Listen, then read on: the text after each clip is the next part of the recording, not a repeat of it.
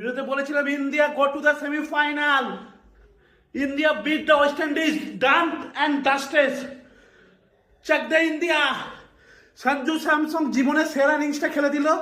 আর সত্যি কথা, ওয়ার্ল্ডের সব থেকে ডমিনেট টিম আর বেস্ট টিম আর ওয়ার্ল্ডের 1 নম্বর টিম কেন ইন্ডিয়াকে বলা হয়? দেখুন আজকে সঞ্জু স্যামসং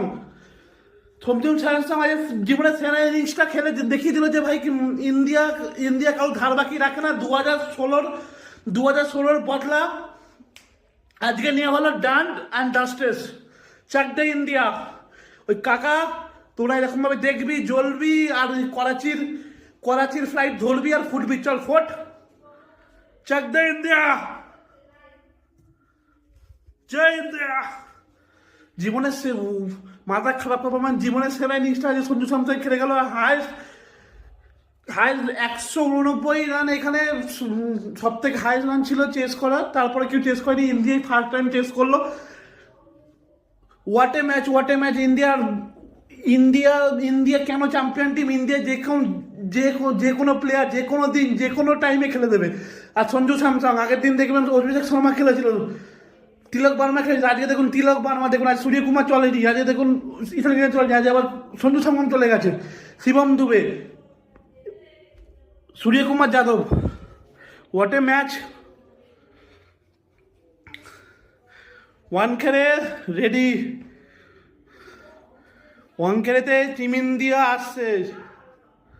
ওয়ানখেড়েতে রেডি, যেখানে আমরা 2011 সেই ঐতিহাসিক ফাইনাল জিতেছিলাম, সেকেন্ড টাইম 50 ওভারের জিতে ওয়ার্ল্ড কাপ চ্যাম্পিয়ন হয়েছিলাম ধোনির আন্ডারে। সেইখানে আবার আমরা সেমিফাইনাল, সেইখানে ঐতিহাসিক ওয়ানখেড়ে। ওখানে আমাদের অনেক ইতিহাস আছে, আমরা একদম হার্ড করব।